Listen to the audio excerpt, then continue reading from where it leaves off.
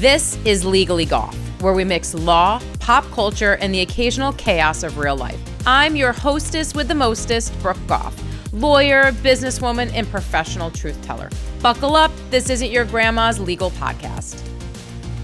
Nutsa is fearless, unapologetic, and built for big stages. She's been judged, labeled, praised, dragged, and still showed up louder the next time, and I respect the hell out of that. So I have to tell you, super excited because somebody finally wears white in the middle of winter like I do. I love it. I get so much crap for wearing white in the winter. Oh, why? I agree. I think it's like I think Snow it looks White. elegant, and it looks white always looks pretty. Depends on like what, if you wear like a summer dress, of course it's like, Agreed. But if you wear a suit or if you wear something nice, I mean, I like it. And I pointed out your shoes, so you should hold up a shoe. Those are pretty great. Those are ready to kill. I like a shoe when it looks like I always think that if anybody, I used to always think when I was in college, if anybody tried to like take me off the street, I need a weapon. Yeah. And I like a shoe that looks like somebody would be afraid of it going right up their ass. So that is your shoe. So that's perfect. Those are weapon shoes. Yes. So I want to cover all about you today. Okay, this day is about you. So your American Idol journey. Yes. I'm a huge football fan. I don't know if you know that or not. Oh. I will forgive you for singing at the Chargers game because I'm not a Chargers fan. You're not a Chargers fan? No. But I mean, Monday Night Football, you know that is huge. like sacrilegious for football fans. Yes. I mean, I would take one if I were a singer, which trust me, I'm not even in the shower. Yeah. But I would take one Monday Night Football anthem over 50 regular Sunday day anthems. Like, it's amazing. The fact that you got to do that. So I want to hear about that too. Yeah. But first, so I have been watching American Idol on and off, for many, many years. Yes. And it's so cool to be able to meet somebody that's been on the show because I know there's a lot of backstory we don't get to see. Yes. But before we get into your American Idol journey, I want to talk about like, how were you discovered? Like, how do you go from being Nutsa to being on American Idol? Well, it was a long journey for me because I was born in Georgia and raised in Georgia. I was raised in Georgia and in Turkey because half of my family lived in Turkey. It was like I've been discovered when I was like publicly in my country. I was discovered when I was 13. Oh, great. Okay. So I was on my like first big TV show when I was 13 years old. What was that? It was Georgia's Got Talent. Oh, fun. Okay. Yeah. I think I saw this actually. It's televised online. Yeah. I think I saw that. It's online. Yeah. But by my family, I was discovered when I was 1, as my mom tells me. Because even when I was 1, I would like sing some melody. So I was discovered from my family, I would say, and then my country, and I was singing in my country, and I was famous since I was 13 years old. And then I started like neighbor countries, but always. Since I was like, my classmates would say, since I was in the school, I would always say that I want to go to Hollywood. I want to go to Hollywood. Sure. I want to go to Hollywood. And particularly, I liked American Idol. So I've been watching American Idol, and I knew how many stars were discovered by American Idol. So it was always my big dream. So finally, when I was living in Dubai, I was singing at the Theater of Dubai in 2023. I sent my videos because I felt that Dubai is not for like this big dream that I have, you know. Of course, for like 1 year, it's good experience. But I was like, I need to keep striving for my dream. Sure. So I found casting directors for American Idol, and I sent my videos, and they told me that producers never allowed foreigner, like international singer, like somebody not born in America to... That sounds like a waste. To compete. Why would you not do that? Because it's American Idol. Oh, who cares? You know, yeah. And America is the land for everybody, they say. I know. So that's why they allowed me because America is a land of talent and is welcome to everybody. I'm so grateful for that opportunity that they allowed foreigner to come into the show, and producers said yes, and they loved my talent, and they give me this chance, and I'm like, and that's how it all started. You know? So you were young when you started singing. Yes. I have to tell you, I feel like some people either have it or they don't, and you probably know super young. Yes. I've tried many a times alone in the shower. I cannot sing at all. And Maybe you need a professional to tell you that, don't you think? oh no, I know. It's trust me, it sounds nothing like the real thing. Okay. However, I watched your auditions. Yes. Because it's so fascinating to me. Sometimes I feel like some people don't make it. Yes. Because of the song choices that they make. So Yeah. that must have been super stressful because they don't tell you what songs to choose, right? You do it. Yeah, it's super stressful. Actually, everything depends on the song. When you know that there's a voice, you have a voice, and you know you have a talent, it's like, okay, what song would represent my talent the best?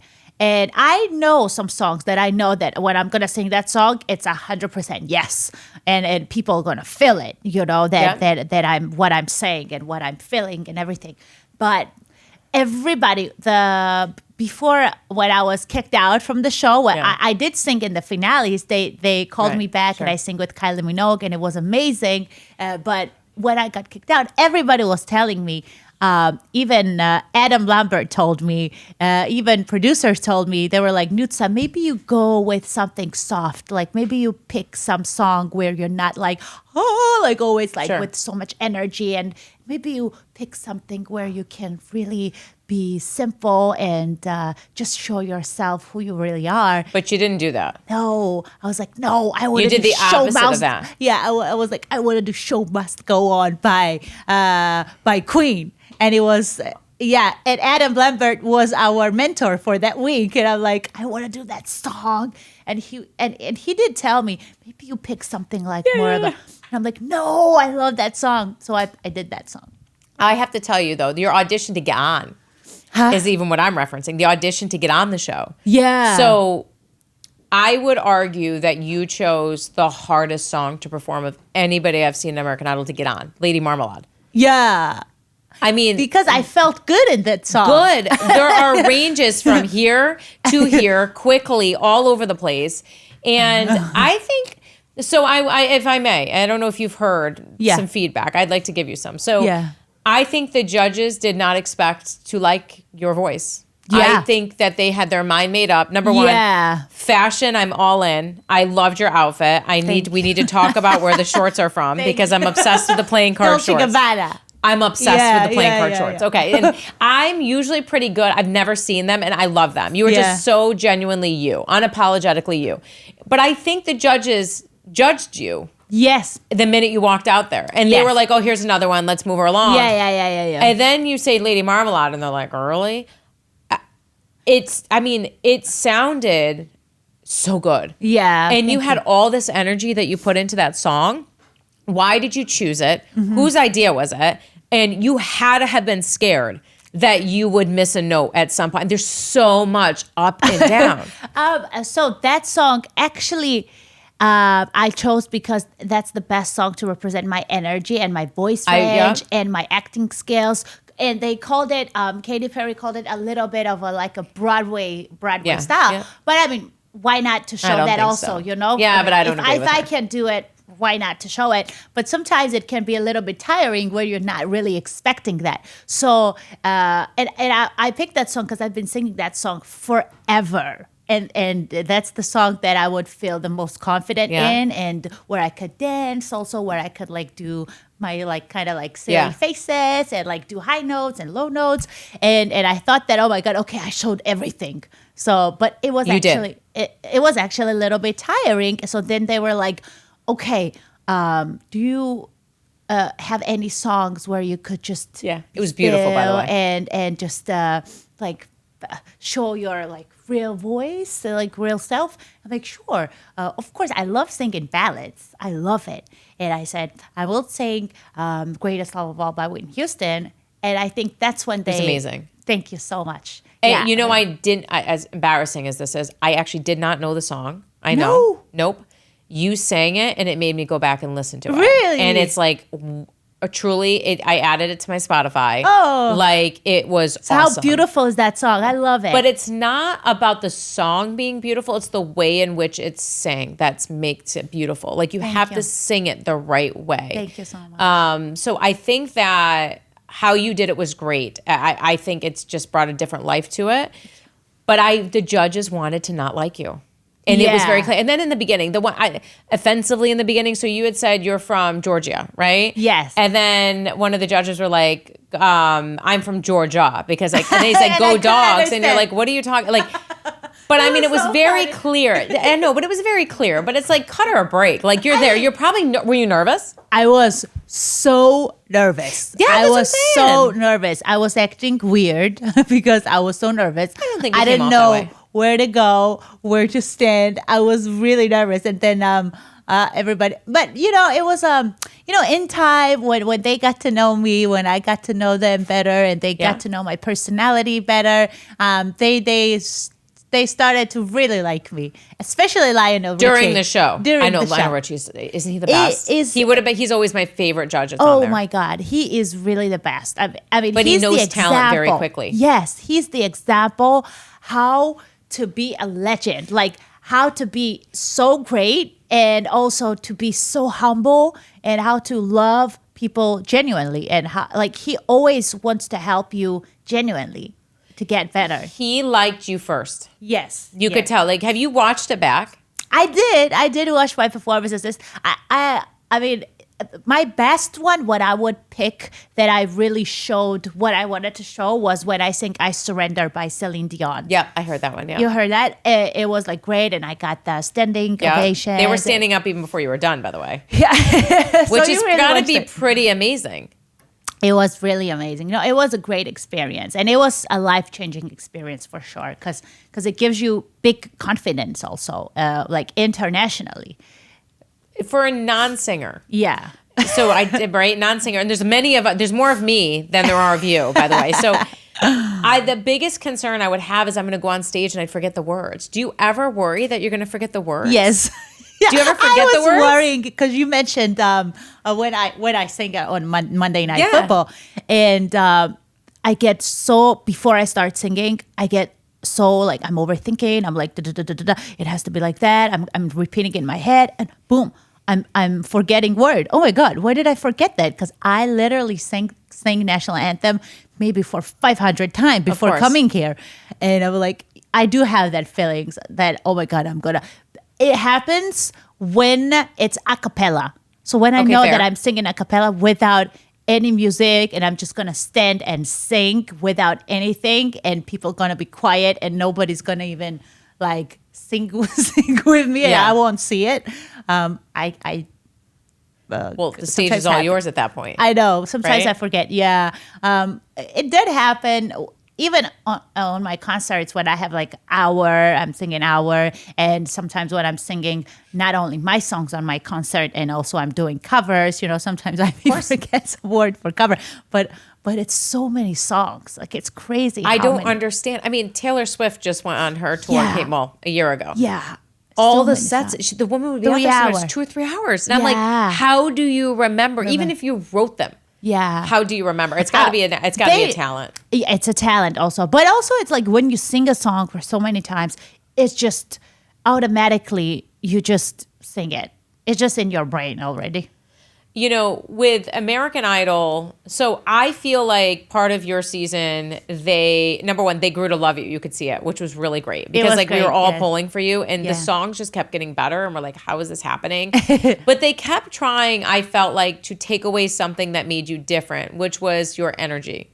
I feel like they kept trying to say, don't move like that, or just stay still and sing. And it's like, part of your appeal, and what makes and I'm sure it affects your range as well, is you are very into your music. Yes. So how did you feel about them kind of trying to get you to conform? Because that must have been very difficult, especially if that's what you're used to doing. Yeah, I mean, it was only maybe I could hear from a judge, maybe from Katy Perry. Right. I think Katy Perry told me that one time.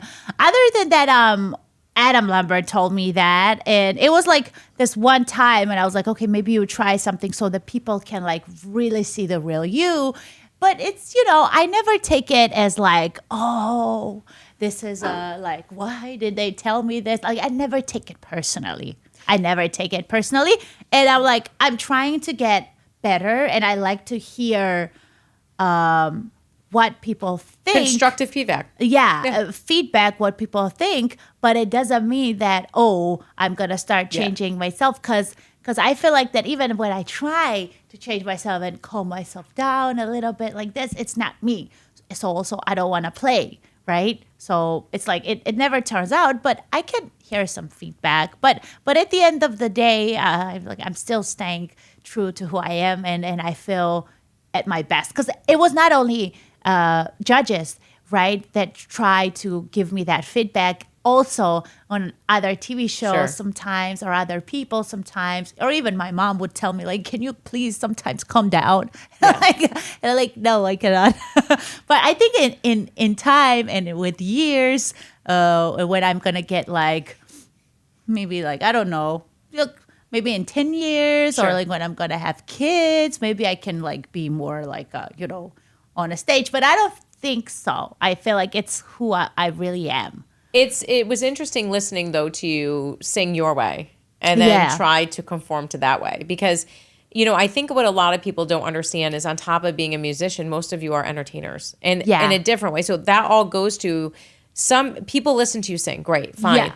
But they're also watching what you're doing. Yeah. Like some people play the guitar. Some people do this. Your thing is you move. And and I love that. Yeah, you can tell. Yeah. And it brings your energy. And I think that's kind of what makes you different, because you're in this world of competition. I mean, everybody wants to be a singer. Everybody wants a record label. Everybody wants an album, right? Yeah. And you're in such a competitive market. And I will tell you, as someone who's built something, not conforming to the norm, I feel like if what sets you apart is your superpower. True. Yeah. And you definitely are different when you watch it, but in the best kind of way. Yeah. American Idol gave you a stage, which was great. But I know there was also issues with this Karina drama, right? Like the person that they put you in. So how is that group formed? Did you guys choose each other? Yeah. Oh. We choose each other because I met her in Vegas. Yeah. Because we were on the same audition day. Her mom was lovely. She was lovely. And she was kind of the only person in Hollywood Week that I met on my audition day. And I felt most close to her. Fair. So I thought that it would be a great combo. And so we were like, we looked at each other. Yeah. Let me pick you.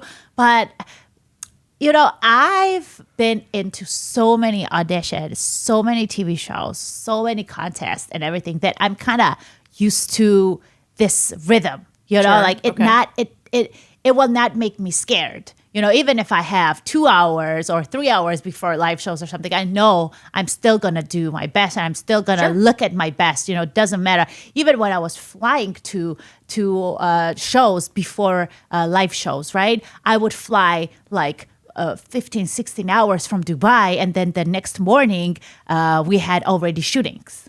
And then I would go back, and then I would fly again, and then I would go back. And it was at shootings we had from morning 6 a.m. till 1 a.m. And then on you're American out. Idol. Then you're on a plane back. Then I'm on a plane back. Then I'm coming back. I mean, it was crazy schedule. So the thing that was misunderstood was that I thought that when we picked a song together. And I thought when we picked a song, I was like, do you like this part? Do you like that part? I mean, I thought that we had already understanding with each other. So like she's singing that, I'm singing this. And, then with vocal coach, we would like kind of rehearse it again. So I thought that we already did rehearsal and everything was good. And I thought that, okay, it's ready to go in the room and get ready for we had 4 or 5 hours. Yeah. And that's what I thought. And I'm going there and the producer calls me and she's like, oh my God, Nutsa, Karina is here and she's making a drama here that you are not at the rehearsal. And I'm like, how come? We already did a rehearsal and I thought we were good. And I'm back to my room and I thought that she was also back to her room. And I come back and then it's cameras and then it's her talking bad things about me. And I'm like, what just happened? I really couldn't understand what happened. So I thought that it was misunderstanding that if she could call me and say, Nutsa, like, the rehearsals are not over. Like, could you please come down? Like, or I need you, or like, can we please rehearse again? Like, I don't feel right or something. Like, it would be totally fine. But the thing that they kind of all painted this, it was really heartbreaking, like really heartbreaking. So it sounds like a misunderstanding. It was like a trauma from me. Like I couldn't, and then she got kicked out, and it was more trauma and like more emotions for me because I felt horrible. So yeah. I want to ask, so with all of that going on, you had said, so I think all of us think that you guys all stay there. Yes. All the time through all the shootings. But you're saying you can fly back and forth to go back and forth home? Like for audition, I fly and then I fly back for audition. Okay. Then it's Hollywood week. I fly and I fly back. And we're talking about 17-hour flight. Yes. Okay. Yes. To Dubai and then back. Yes. Okay. Yes. Then it's Hawaii. I fly. How far is that? Oh my God. It's more than, it was maybe 23, 22 hours on the way. That's because I had to change flights. It was, yeah. So then you're flying that. So you had, it wasn't like you guys were all, well, you especially were all it was just only sitting me there. Because other people would fly from states, right? If somebody's So living like in a different Vegas to California, wherever you are. Yeah. But even I would New York. fly. Yeah, I would fly internationally. But when it was already Hollywood week, not Hollywood week, sorry, live shows. So when you go through to live shows, then you live, you all live together in a hotel. So I think people don't realize that there are times where y'all go back and come back and everything else. And for you, they didn't talk about that a lot. Yeah, and I think there would have been more understanding about what happened around this whole thing. Because I would argue that it had to do with you getting everybody. voted off. I'm going to tell you a simple answer why. Because I was asking her also, like, because she had a beautiful outfit prepared for the live show. And I'm like, I did her makeup. And I thought that because she was without makeup and everything. And I'm like, let me do makeup for you. Like, you cannot go like this because like, I know that she loves makeup and wearing nice things. And she did tell me, oh, she would wear this outfit before. And she comes with a normal everyday outfit to go on a stage. And I know that she would pick something different because I already had something on me that we chose together, everything. So it was also like, they see me, I was glammed up, I did my makeup, I did this, and she came without any fancy outfit, without makeup, eyes were like dark, and so she really looked like a victim. Like she went 17 hours from Dubai. Yeah, she really looked like a victim. She really looked like, oh my God, I'm this evil person.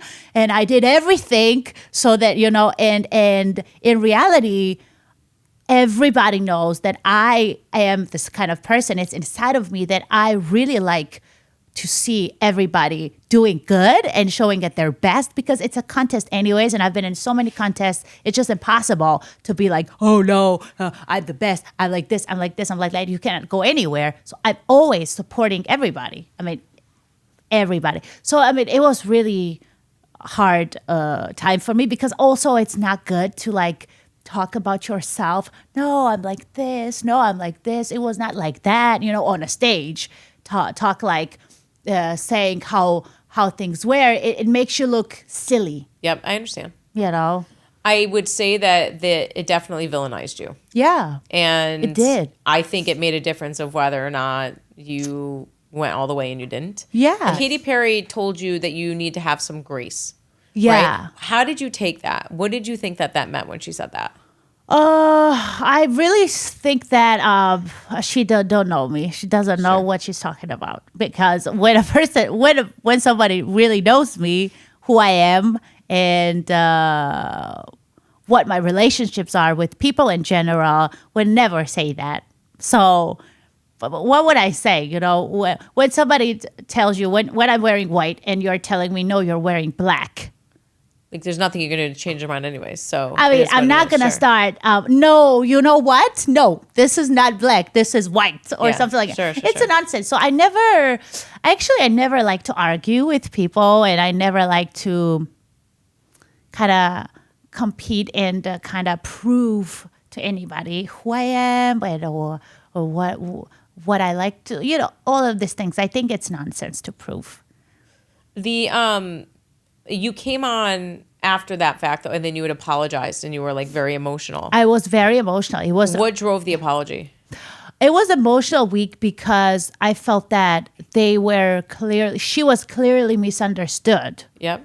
So I didn't really know what to do. So I really apologized that I kind of I felt that, maybe I caused this scene, that everything went like that just because I didn't know if there was another rehearsal or something Sure. like that. So I was like, I just apologized if I did anything wrong in this because I wanted to get over it. So when I said that, I really got over it. Sure. So it was just like peaceful way of me coming like big peaceful in the competition and with her and with everybody. If I did anything wrong and if I got misunderstood, I'm really sorry.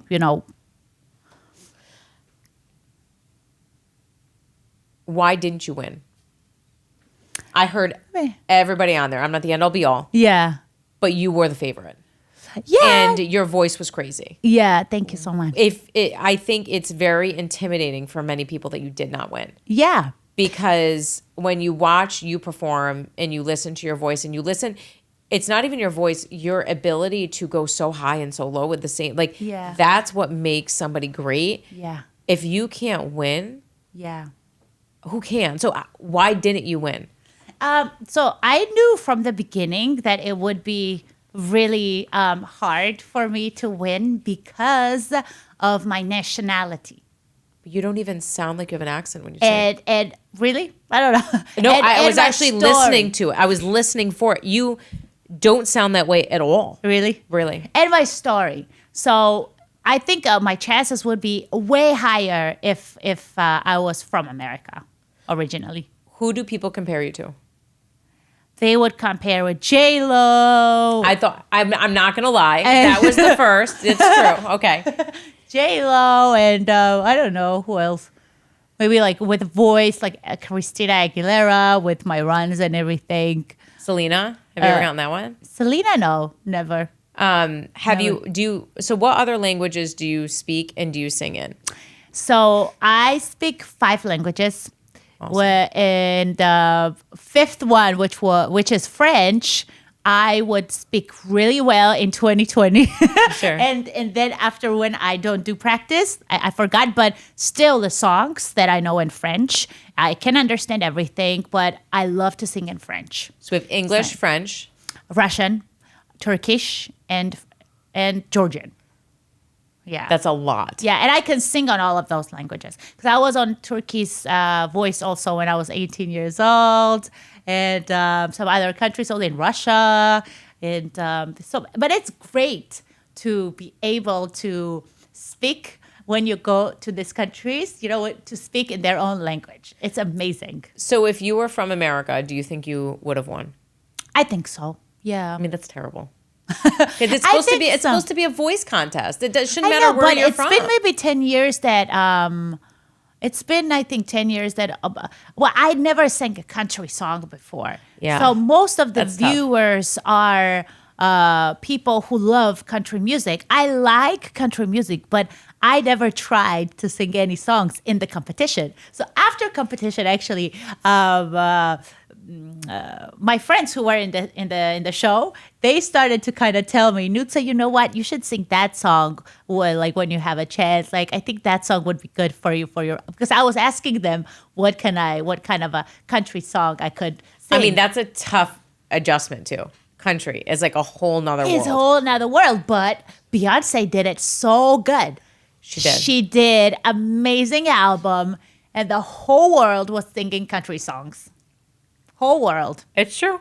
Yeah. Not even realizing Yeah. they're singing country songs. Yeah. Are you still friends with some of the contestants that you were on the show with? Yeah, we have great because we follow each other on Instagrams, and I'm really happy to see everybody. Somebody's getting engaged, somebody's singing also on stadiums. Somebody's releasing new songs and doing albums, and we're always there in each other's comments, and we always say happy birthday, how are you doing, and all of these things. Yeah. Well, mostly with everyone who was on the live shows. So, which is obviously more advanced, right? That's like but with people that I spent more time with. Sure. So when you're on the live shows, you are literally all day, every day together. You're always together. Yeah, and I had a really great experience with these people. I'm very grateful for them because they were really nice singers to be around with. So then we get to Monday Night Football, which is pretty amazing. Yeah. How does that come about? Yeah. Then after that was Eurovision. I don't know if you know about it. I do. Yeah, we're going to get to that in a second. Okay. But the Monday Night Football is what I really want to talk about right this moment because I am like... You're not a Chargers fan. You're an Eagles fan. I'm not even an Eagles fan. I'm a Jets fan. You've probably, you trust me. I think I've heard. Most of America doesn't want to ever hear about them, so it's fine. They're awful. They can't win more than like 3 games. It's terrible. Hey, everything is, I think you don't have to give up. I know. Yeah. It's terrible. It's the truth. I mean, it's on me at this point. You never know. It's on me at this point. But how does that come about? Do you audition for that? Do they call you? Like, what happens? No. So I have a fiance who is my agent, right? Darren. I want Congratulations to say hi, on your engagement, by the way. Yes, thank you so much. So we met on American Idol. Awesome. And after that, before we got engaged, we were working for 2 years. The first national anthems that I did, it was at the Dodgers game. So I did first national anthem at the Dodgers. It was 3 years ago. Sure. And I was going crazy. Oh my God, I'm like in America. And there's singing. so many people. So many people, huge stadium. And I'm like, wow, this is so amazing. And we did that. And we did it really great. Then after that, it was Lakers. After that, Darren is celebrity agent and also sports agent. And he's been that like for 30 years, 35 years. Cool. So like he has all the connections with all the teams and, all the sports things. So we've been to Lakers games maybe 2 times. 3 times, and I was like, oh my God, I was thinking, oh my God, that would be so cool to be standing right there and singing National Anthem when I first time went to the Lakers. And then you got to stand right there and sing the National Anthem. Darren tells me that you got accepted to sing National Anthem because I think how they decide is they hear how you sing first, right? Yeah. And then if they like it, then they're like, okay, you can sing, but it's like you have to do it in advance. You cannot just like send your show them your videos and after 2 weeks or something you are accepted. No, it's like way in advance, maybe like 6 months or. Then your phone randomly rings. Yeah, that's awesome. Yeah, and it was Lakers. I was home opener. It was home opener. Then it was Yankees here in New York, and then Monday Night Football, which was live, and whole America was watching. And there's Eagles fans there. So sure. You know about fans of football that like were ruthless. So crazy. If there's a mess up, they're going to call you out on it. I know. Not a forgiving crowd. I know. Actually, I think in America, people are not so, because they are used to so many talented people. They are not forgiving. You have to be great. Yeah, that's true. Yeah. Well, look at American Idol. Look what happened there. Yeah. Great. I would hear it. I hear that. So it was amazing. And I know that it's going to be live. And I know that I'm not having any music, any background. It's going to be total a cappella, anything. Nothing is happening. So it's only me and microphone and national anthem. And the stadium is huge. It's huge. I think it's bigger. It's bigger. Enormous. It's bigger than I've ever sang to. It's crazy. Enormous. So I got extra prepared so that I'm not nervous about any note or any word or anything, but still I was a little bit overthinking before going there. But once I stepped my foot on a stage and I saw the crowd and I know I'm live, okay, like I'm kind of like entering to new planet. It's like my world. Okay, I'm starting to sing and I'm kind of like fully going into like somewhere different. I don't really know how to explain it. So it's like then my mind, which overthinks, it turns off. So that you're just in your element. Yeah, I'm just in my element and I can enjoy myself also. And I can also give everything to people and to the audience. And they felt it. And I had applause 3-4 times during my anthem. And then after that, everybody was like, oh my God, you did a great job. And wow. And people calling. And on my social medias, it was booming. It was just great. What is your, so what happens after something like that? So you have this national platform. Yes. You go on, Yes. you sing. Do many opportunities come up after that? Have you had opportunities come up since? Yeah, because people reach out to you. They invited me to events, awesome. I had some producers also reaching out, and also other stadiums that they want to have Anthem on. Also, they are reaching out awesome. to Darren, and back to Europe and back to my country. And so many opportunities come up there as well, because it's already like kind of like different level. Sure. Like it's like you're going higher and higher and higher, and that's great. When you do something like that. And so after American Idol, I know we just talked about the Monday Night Football, but there was some other stuff that you've done where American Idol opened those doors for you too. Of course. Right? So what kind 100%. of things have you been up to since?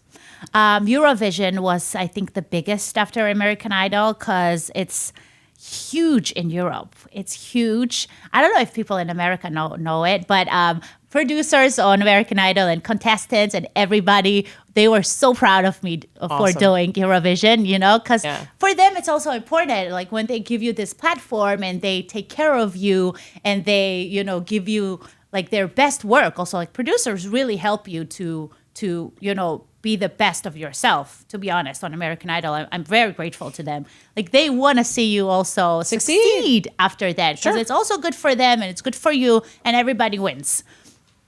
So after that, I did Eurovision. It was great. I went to finals. Eurovision is very political, super political. And I think on my year, it was more political than ever, because it was the people didn't want Israel to be there. There were some countries pro-Palestine, and I was from Georgia, and I was like, Georgia is like very neutral in there. So we were just there to sing and perform, and people were like, fans were protesting, and it just inside it was intense energy for singers to be. And then when people would ask me, what do you think about it and things, I would say that I think that it should be about music. I mean, I think everything should be about music, and even countries give points politically. So if you're not their friends politically, they won't give you points. I mean, it's just awful that you're in this world where it's who you know, and it's not about your talent. Yes. Because your talent, you beat everybody. Partly it is, partly it's not. And also, I decided that I'm really tired after that from contests.